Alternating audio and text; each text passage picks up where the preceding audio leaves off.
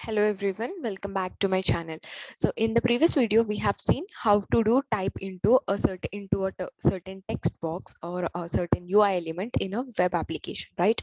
So if the search box or if the text, if anything is static, we know how to extract or we know how to actually type into.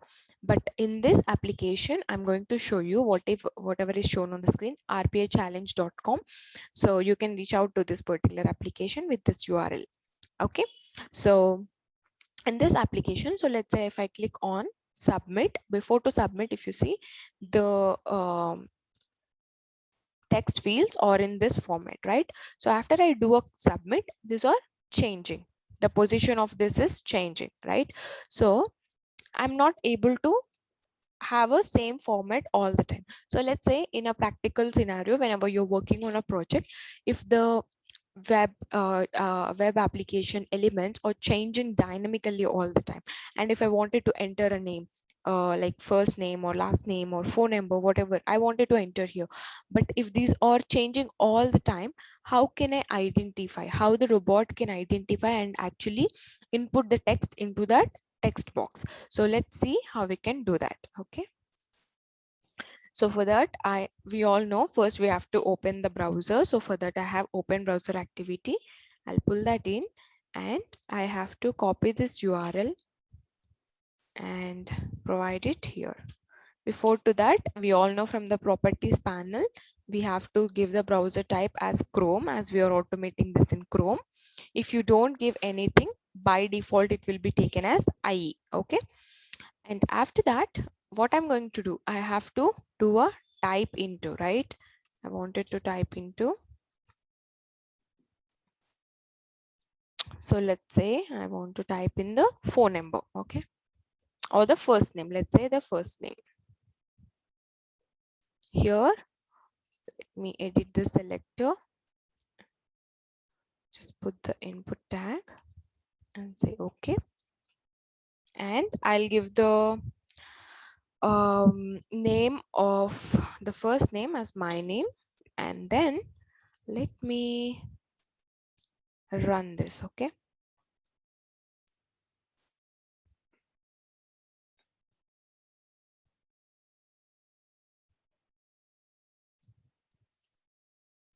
It has entered correctly now, right?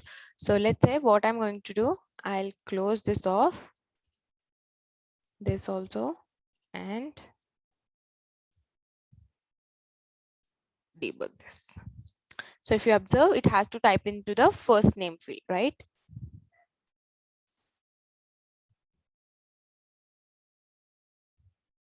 Okay, let me keep this properties wait for complete. Otherwise, it cannot perform the action.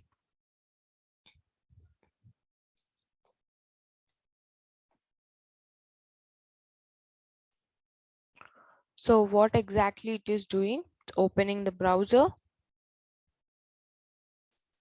Did I enable? Okay, let me keep a wait again and just see. So if you observe, it's typing under the email column. It's not typing under the first name, right? So, but my selector is pointing to first name. So which is wrong. It is just taking up and typing it in the whatever the first text field that is available. So for that, what I'm going to do, in order to type it exactly in the place where I want, I am going to use a activity called anchor base. Okay, so just pull in that activity into our sequence. Okay, so if you observe, the anchor base has two different things. One is anchor and the other one is drop action activity here. So whatever the activity that you want to perform, I wanted to type into, right? So let's take type into here.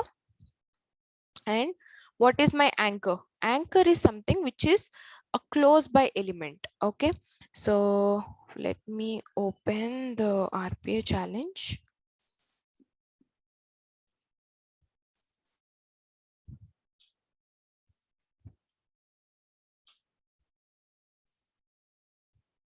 Okay, so I'm on the RPA challenge page. So in this, so let's say if I wanted to type in the name here. Okay, so whatever the activity that I'm doing here, this is my anchor. So the close by element or the reference, I can say, so it has to type it corresponding this as my reference. So this is my anchor. Okay, so in what activity I can drop under anchor, I have to take the find element. So try to search for find element and take the find element. So under find element, you have to select this particular label as the anchor. Okay, I'm taking first name and going to the edit selector, and this is my label. Okay, saying okay. And one more thing you have to keep in mind here is, for anchor base, you have to tell what is the anchor position.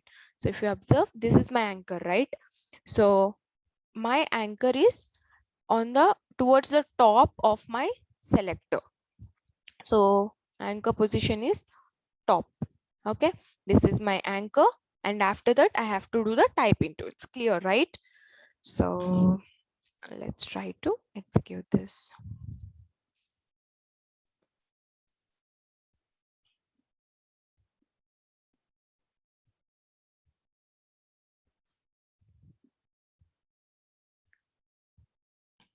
So we are here in this RPA challenge page. It is still loading. I think my internet is slow. So here we have the first name. Previously we have seen the it has typed in the email. So it has to type in over here for the result to be correct. So I'm doing step into find element. It has found the element, and then I'm doing a type into. So if you see, it has typed exactly in a right place. So again do submit. So here is my first name, right? So let's stop this and run again to check if it's running as expected. Or we can close this because we have an open browser which will open the RPA challenge page.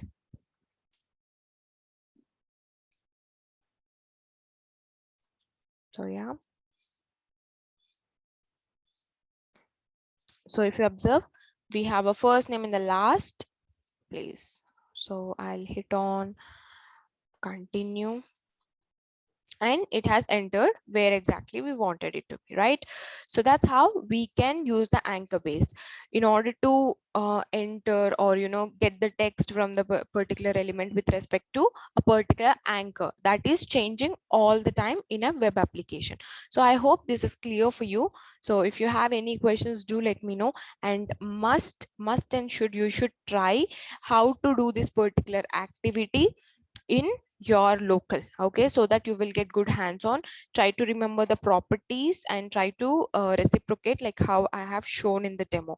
So that's all in this video. In the next video we will going to talk about some of the most important properties and how we have to enable them, what we have to enable in order to get the activities worked as expected. So I'll see you in the next video. Until then, stay tuned.